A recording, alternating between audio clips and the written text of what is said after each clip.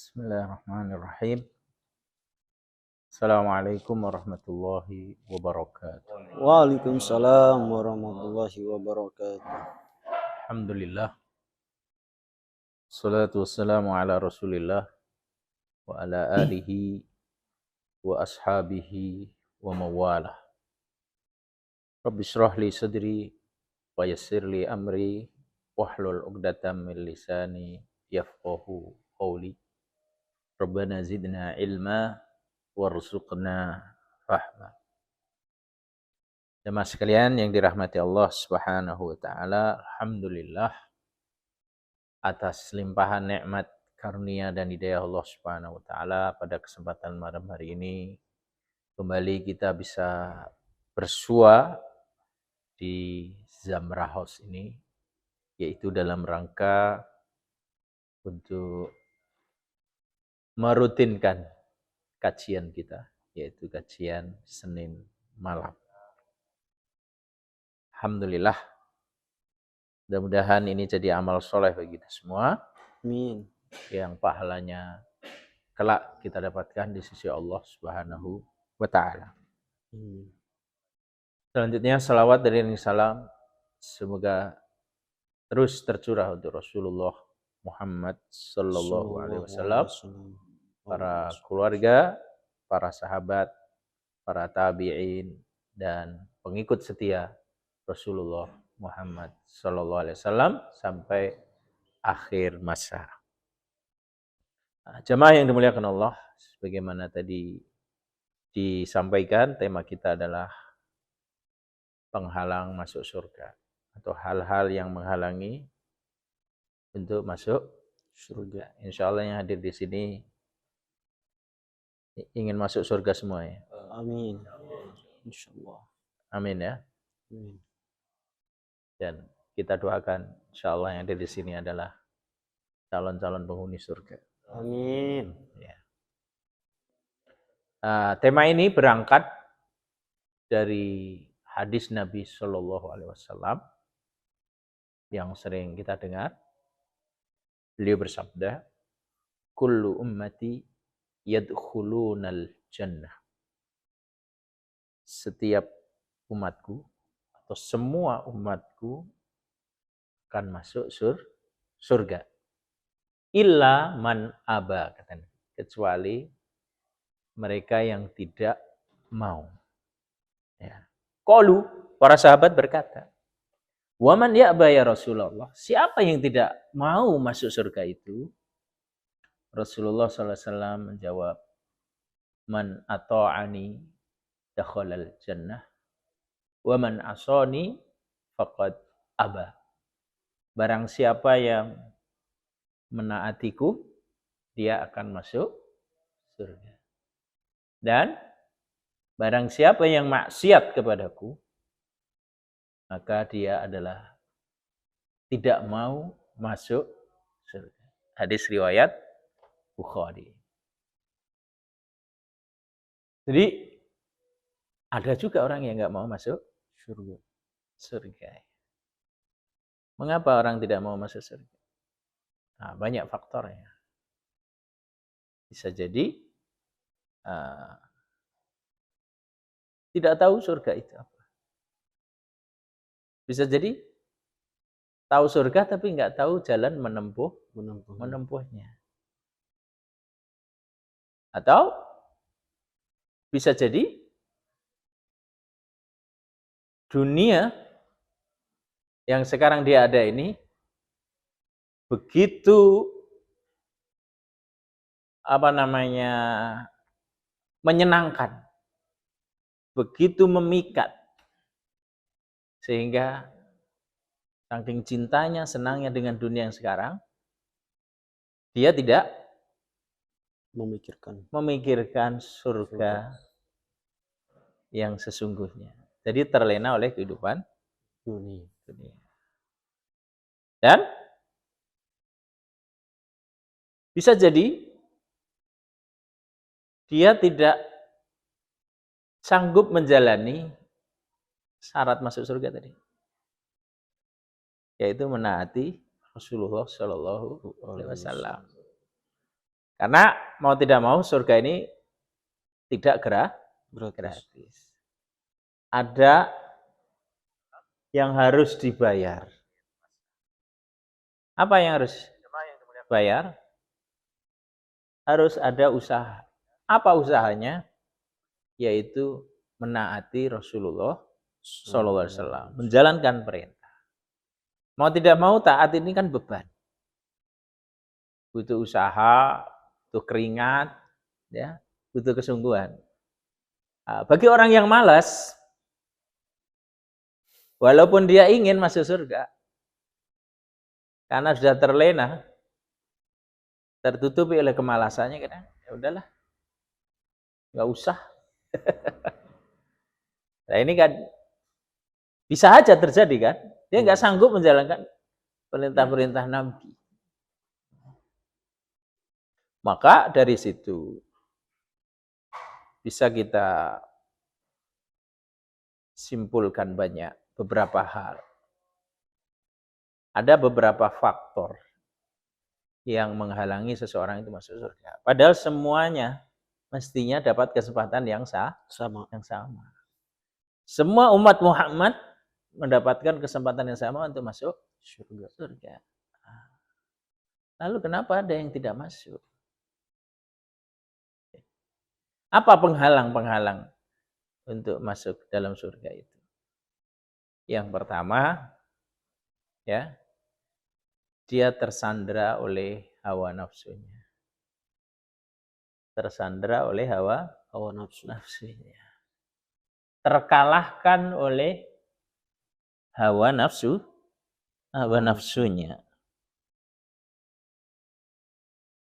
Kita diberi oleh Allah Subhanahu wa taala potensi ketakwaan dan potensi kejahatan. Kita diberi nurani dan diberi juga nafsu dan syahwat. Maka yang harus kita pahami bahwa faktor penghalang utama seseorang masuk surga itu karena dia kalah oleh hawa nafsunya. Maka ada sebuah hadis mengatakan bahwa al-mujahidu man jahada nafsahu wa hawahu. Mujahid yang sesungguhnya itu, mujahid yang sesungguhnya adalah orang yang mampu mengalahkan, memerangi hawa nafsunya. Ya. Ini basic. Boleh orang punya cita-cita memerangi kemiskinan, memerangi kebodohan, memerangi kolonialisme, menegakkan keadilan, menegakkan kebenaran, boleh. Semua itu jihad kan? Mulia kan? Mulia. Tapi itu tidak akan terrealisir dengan baik manakala masing-masing SDM ini belum selesai dengan dirinya. Ya enggak? Belum mampu mengendalikan hawa nafsunya. Bagaimana dia mau mengentaskan kemiskinan sementara kebakhilan dalam dirinya belum selesai? Bagaimana dia memerangi korupsi sementara kerakusan dalam dirinya masih terpatri kuat? Bagaimana dia mau menegakkan politik Islam tapi otaknya juga masih curang? Enggak. Masih enggak tahan melihat yang bening-bening, ya. Enggak tahan melihat tumpukan duit fulus, ya. Astagfirullah. Ya, cita-cita besar yang tadi kita sampaikan dalam skala global ya tidak akan tercapai kalau masing-masing individu ini belum mampu mengalahkan hawa nafsunya. Belum mampu mengendalikan hawa nafsunya. Makanya ada puasa Ramadan. Itu salah satu tujuannya apa? Untuk bisa mengalahkan hawa nafsu. Tujuan-tujuan besar itu akan berantakan kalau secara internal kita tidak bisa mengendalikan hawa nafsu kita. Termasuk tujuan ingin masuk surga. Omong kosong kalau cita-cita masuk surga, tapi secara pribadi kita tidak bisa mengalahkan nafsu kita. Bahkan sebaliknya, naudzubillah, nafsu itu menjadi Tuhan. Ara'aita man ittakhadha ilahahu hawa. Ya. Jelaskan. Tahukah Anda orang-orang yang menjadikan hawa nafsunya sebagai Tuhan? Sampai pada level menjadikannya Tuhan. Nauzubillah ya. Hawa nafsunya jadi itu Tuhan. Jadi tega nggak sholat, ya gara-gara apa? Pekerjaan. Berarti dia menuhankan pekerjaan. Kenapa? Karena dia punya nafsu. Ntar kalau kita nggak kerjain, kita kehilangan sekian-sekian. Itu nafsu kan yang bilang. Berarti dia sudah menuhankan nafsu. Termasuk benda-benda yang lain. Laptop, komputer, HP, setan gepeng, dan sebagainya. Itu lama-lama bisa menjadi Tuhan. Mengalahkan Tuhan yang sebenarnya. Padahal nafsu itu seperti fata morgana. Ya enggak?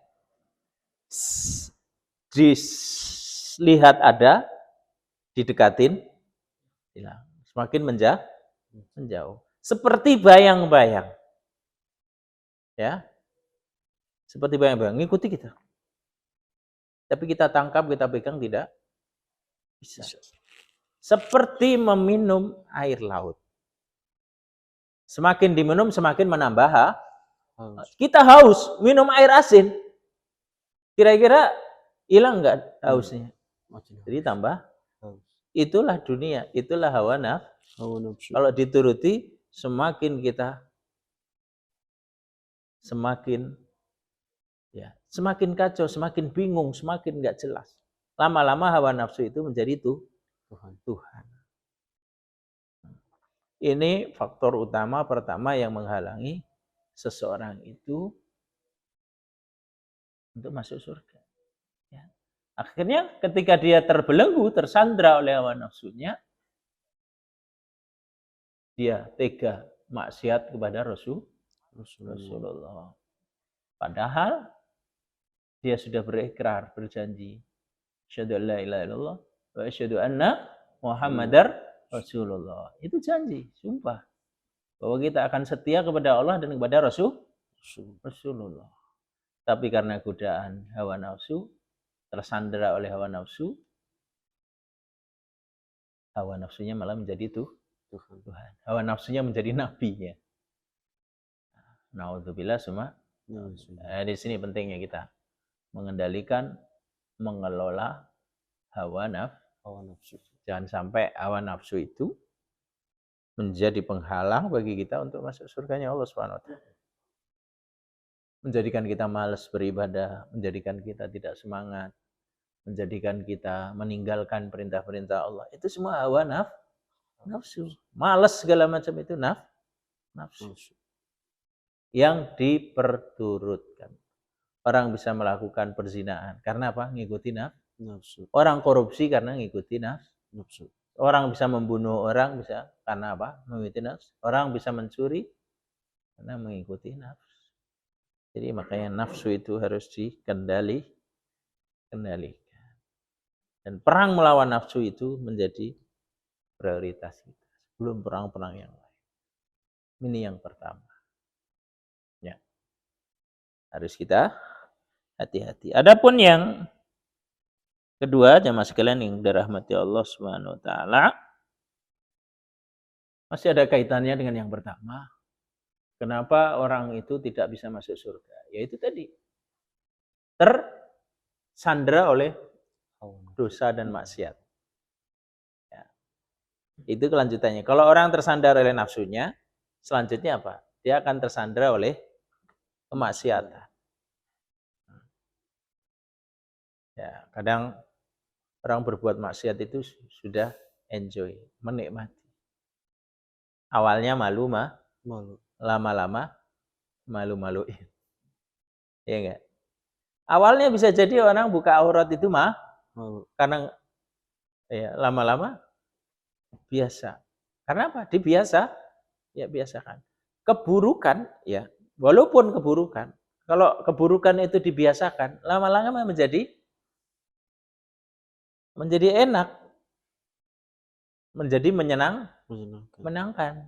Ya, tapi sekali lagi itu fata morgana. Organa. Jadi tersandera oleh maksiat dan dosa. Kenapa? Ya, karena dibiasakan. Awalnya sedikit demi sedikit demi sedikit. Akhirnya menikmati. Kalau sudah menikmati, Masya Allah. Nauzubillah summa, nauzubillah. Akhirnya hidupnya bergelimang dengan maksiat dan dosa. Lupa dengan Allah dan Rasulnya.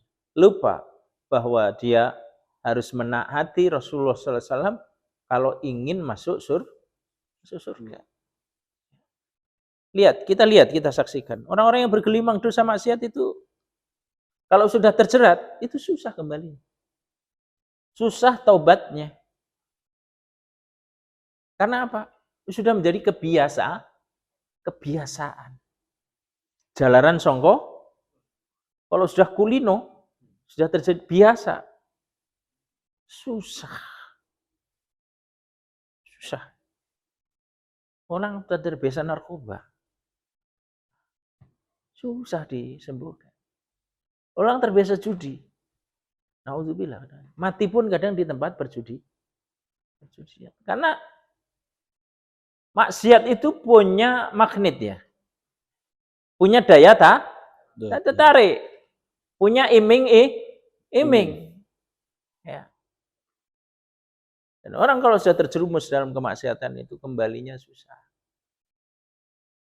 Walaupun awalnya berproses. Tapi kalau sudah terjerumus, naudzubillah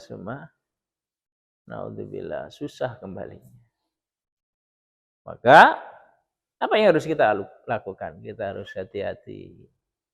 Kita harus terus menjaga diri. Kita harus pandai-pandai memilih tempat, lingkungan, dan lain sebagainya. Majelis-majelis ta'lim ini insya Allah menjadi sarana bagi kita untuk menghindari maksiat. Ya. Mudah-mudahan Allah melindungi menjaga kita semua. Ini yang kedua. Kan dalilnya tadi kan wa man asani faqad aba. Barang siapa yang maksiat kepadaku berarti dia tidak mau masuk surga. Jadi kalau nanti orang tidak masuk surga itu salahnya siapa? Salahnya dia sendiri. Udah dikasih kesempatan lebar, kasih akal sehat, kasih fisik yang sempurna. Allah turunkan Nabi, turunkan Al-Quran, bimbingan. Kok masih tersesat? Ya. Padahal Allah menghendaki kita untuk masuk surga. Nah itulah, karena tersandra oleh gelimang maksiat. Maksiat ini Masya Allah. Makanya, ya, di samping kita menjauhi, berusaha menghindar maksiat, yang harus kita lakukan, harus terus melakukan tobat. Ya. Tobat yang terus-menerus, simultan. Ya. Mengisi waktu dengan taubat. Minta ampun terus sama Allah. Minta petunjuk sama Allah. Istighfar. Ihdinas siratal mustaqim. Yang ketiga, yang menjadikan manusia itu tidak masuk surga, berarti masuk apa? Neraka. Ini terlena atau lengah.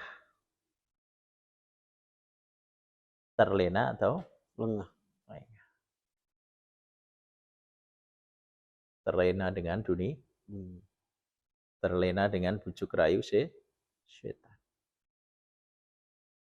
Terlena dengan angan-angan. Seolah-olah akan hidup selama-lamanya. Lupa bahwa jatah hidupnya adalah terbatas. Sehingga kemudian apa? Banyak orang yang menunda-nunda kebaikan. Entar besok gitu. Padahal menunda-nunda itu adalah sesungguhnya penyakit. Penyakit apa? Penyakit orang malas. Dan malas ini sangat berbahaya. Ya. Jadi jangan sampai lengah. Jangan sampai lengah. Baik, lengah oleh keluarga, anak-anak, ataupun oleh harta benda. Ya ayyuhalladzina amanu la tulhikum amwalukum wala auladukum an dzikrillah. Wahai hamba-hamba Allah yang beriman, janganlah anak-anakmu, harta-hartamu itu melenakan kamu dari mengingat Allah. Berarti di situ ada isyarat, petunjuk dari Allah Subhanahu wa taala. Harta anak-anak itu memiliki potensi yang besar melupakan kita, melenakan kita dari Allah Subhanahu wa taala. Bisa jadi gara-gara harta orang mundur sholatnya. Gara-gara bisnis orang bisa enggak sholat. Begitu juga gara-gara anak orang sholatnya telat atau sholatnya kelewat gara-gara anak. Jadi anak, harta itu memiliki potensi melenakan kita, melupakan kita, menjerumuskan kita. Hati-hati, jangan lengah. Jangan saking sayangnya sama anak, sehingga perintah-perintah Allah lewat. Saking sayangnya dengan harta, mobil baru, motor baru, HP baru, dilap terus. Ada adzan, ada ini kelewat. Ya. Mestinya jadwal ngaji, karena sibuk urusan anak, urusan harta, entar dulu. Jadi ngajinya kalau sempat. Jangan sampai ngaji kita karena sempat loh ya. Nggak dapat apa-apa gitu ya, kalau sempat ngaji. Nah, ini baik. Ngaji itu kewajiban, ya udah berangkat ngaji. Bela-belain waktunya. Ya, ingat itu, saya ingatkan diri pribadi dan kita semua. Jangan sampai salah niat. Kalau sempat ya berangkat. Kalau malas ya enggak. Itu namanya anggotan. Ya. Namanya hangat-hangat. Apa istilahnya? Hangat-hangat. Hangat-hangat kuku. Iya. Nggak tahu tai ayam atau tai kucing gitu ya. Jadi jangan begitu. Harus kita sadari. Sholat itu kewajiban. Mencari ilmu itu kewajiban. Bukan karena sempat. Kalau nggak sempat nggak. Ini yang harus kita bangun. Kenapa? Ketika kita, misalnya salah satu contoh, kita mencari ilmu ini sungguh-sungguh, niat ikhlas karena perintah Allah, sehingga kita bela-belain waktunya. Suatu saat, kalau uzur, baik uzur tua, uzur sakit, uzur bepergian, itu kita tetap dicatat sebagai ngaji. Syaratnya apa? Syaratnya kita sungguh-sungguh dan serius, kita bela-belain. Ya, bukan karena sempat, bukan karena daripada nganggur. Ya. Itu niat-niat begitu itu nggak dapat pahala. Tapi kalau niat kita sungguh-sungguh, emang ini kewajiban. Suatu saat ada uzur, Allah tetap catat bahwa kita masih tolabul ilmi. Tapi uzur beneran. Makanya sekali lagi saya wanti-wanti, saya ingatkan. Jangan mencari ilmu ngaji gara-gara apa? Daripada. Nah, ini perintah Allah kok daripada. Perintah Nabi kok daripada. Padahal sudah dikasih harta yang banyak oleh Allah, dikasih sehat oleh Allah, dikasih kesempatan oleh Allah Subhanahu wa taala. Nah, ini harus kita luruskan. Jangan sampai daripada nganggur, timbang. Nah, nggak boleh. Jadi apapun yang terjadi, niat kita itu.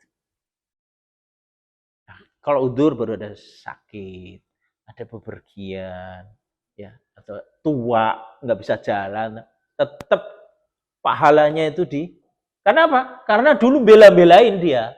Jadi oleh Allah Subhanahu wa taala diapresiasi dengan pahala yang terus mengalir. Walaupun dia sudah nggak bisa datang lagi. Nah, ini tolong diluruskan, ya. Niatnya itu. Ya, bukan karena waktu sisa, bukan karena ini. Tapi memang menjalankan perintah Allah Subhanahu wa taala. Jadi jangan sampai kita lengah. Tertipu, terlenakan oleh dunia, harta dan anak, termasuk istri. Jadi kalau kita nggak bisa mengelola harta dengan baik, tidak bisa mengelola anak istri dengan baik, lewat semua itu. Karena apa? Anak, istri, harta itu kalau dituruti 24 jam juga kurang. Betul nggak? Ini yang pengalaman punya anak istri. Ya kalau dituruti. Jadi jangan sampai ngajinya gara-gara waktunya kosong. Mumpung kosong ngaji. Mumpung kosong ini. Mumpung kerja di sini ngaji. Waduh. Jadi jangan begitu. Ini memang ini kewajiban. Dimanapun kita berusaha ngaji. Jangan dianggap sampingan. Ya itu kadang orang nggak dapat ilmu atau nggak dapat ilmu bermanfaat itu. Niatnya nggak benar. Ngaji puluhan tahun kadang nggak ada yang nyantol. Jangan-jangan itu gara-gara salah niat. Nggak ada yang masuk. Jangan lengah. Kelengahan itulah yang menyebabkan orang terpeleset. Ya, kita diciptakan oleh Allah Subhanahu wa taala untuk menghadapi ujian, untuk menghadapi tantangan. Fokus bahwa kita menuju kepada akhirat. Kita menuju pada Allah Subhanahu wa taala. Nomor 3. Nomor 4, jamaah yang dimuliakan Allah Subhanahu wa taala, hati-hati dengan lingkungan. Jadi faktor teman, faktor lingkungan. Ini sangat-sangat berpengaruh. Ya. Kata Nabi SAW, almar'u ala dini khalil. Seseorang itu kualitas agama seseorang itu sangat tergantung dengan siapa dia bergaul. Falyandur, silakan lihat man yukhaliluhu, siapa yang menemani dia. Makanya hati-hati kita milih teman, lingkungan itu.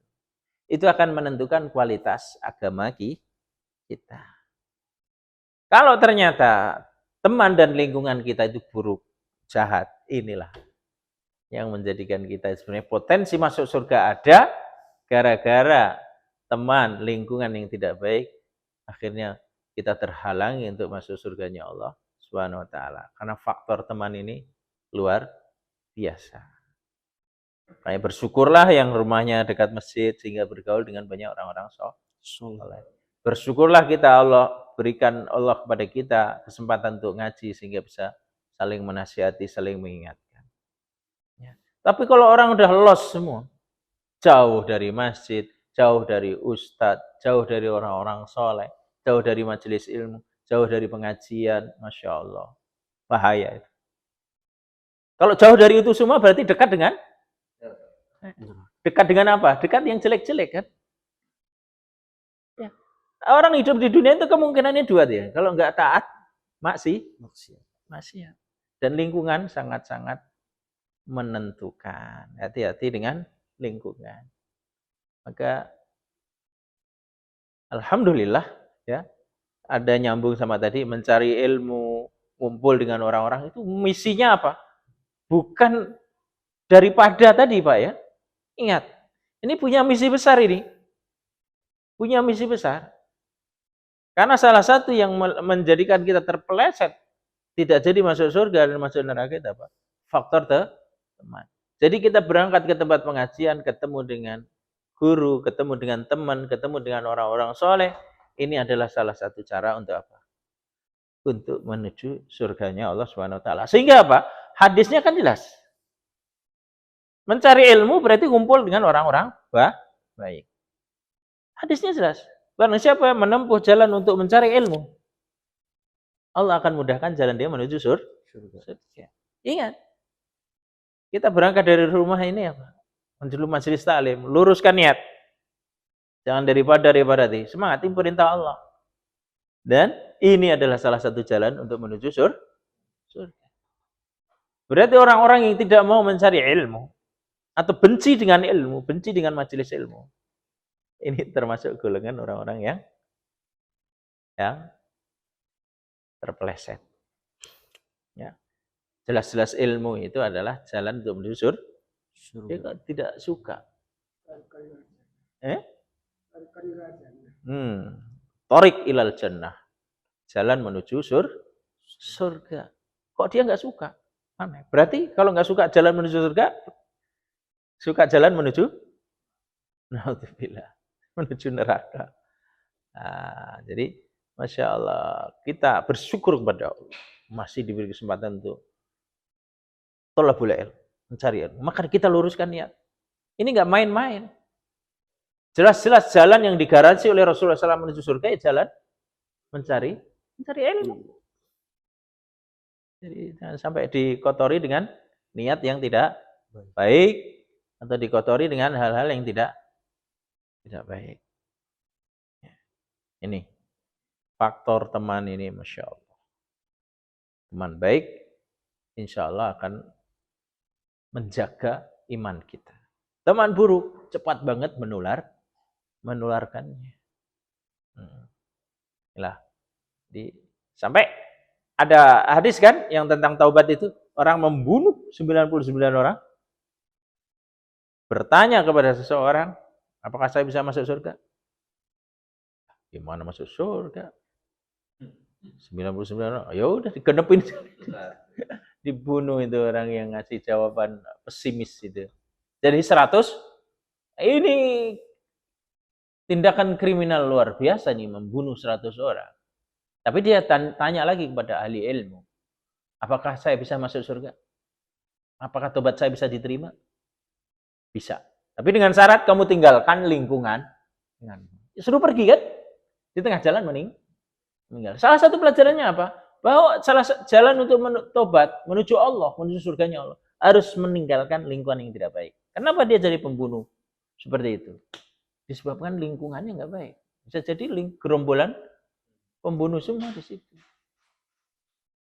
Lingkungannya berzina, na'udzubillah, bakal cepat sekali. Lingkungannya penjudi, lingkungan narkoba, nggak lama.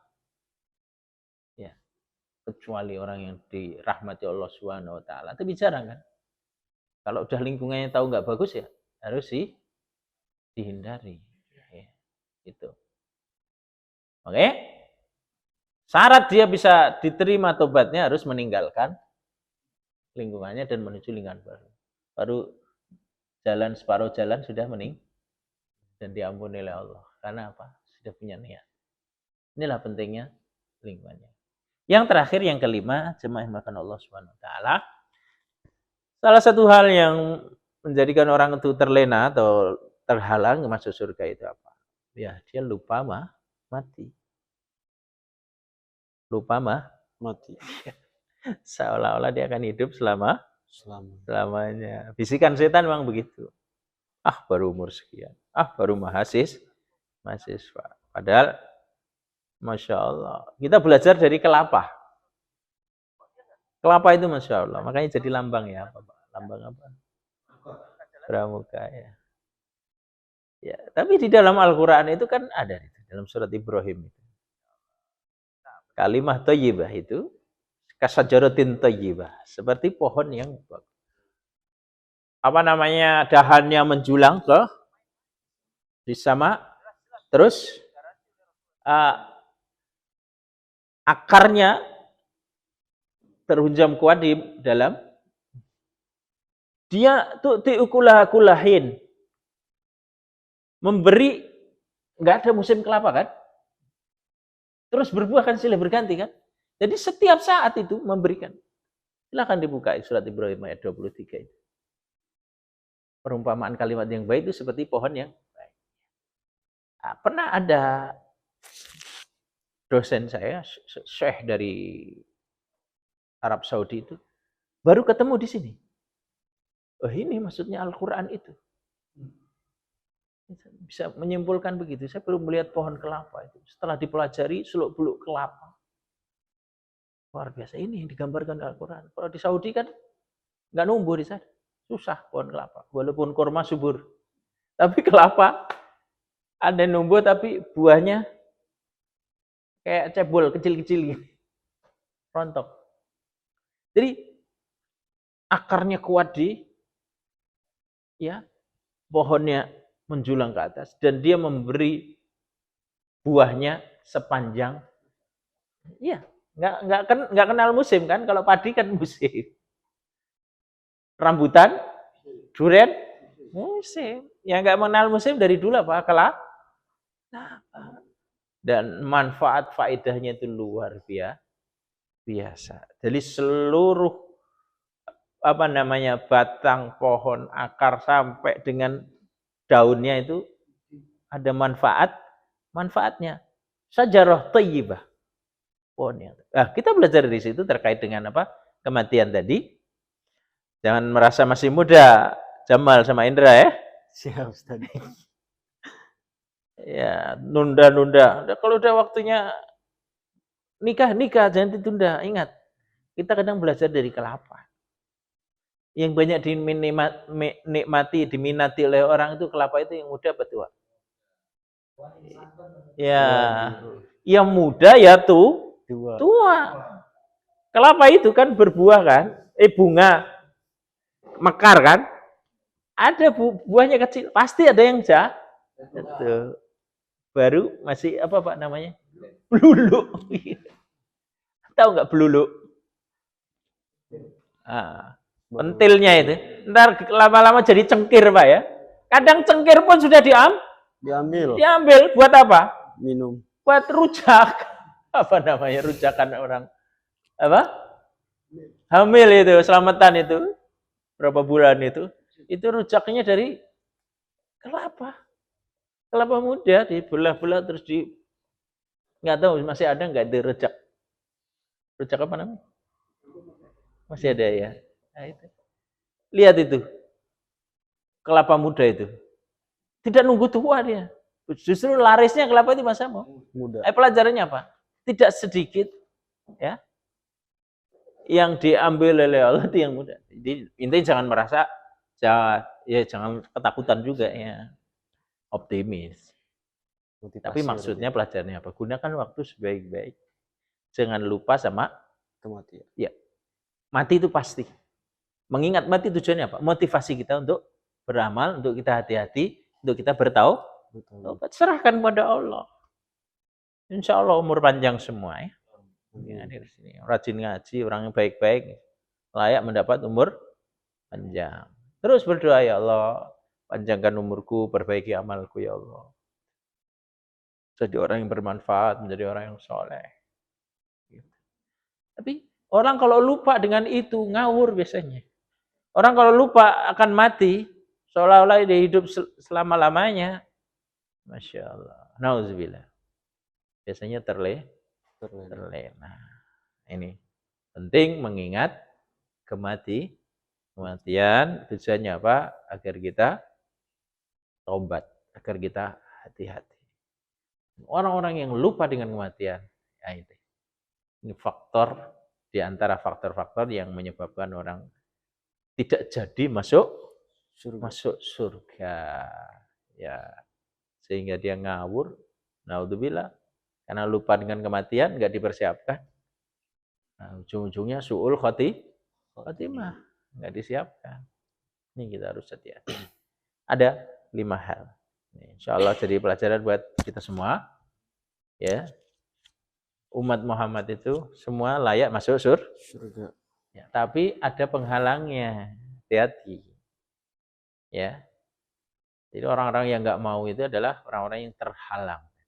Maka penghalang-penghalang ini yang harus kita singkirkan, yang harus kita hilangkan bersama-sama.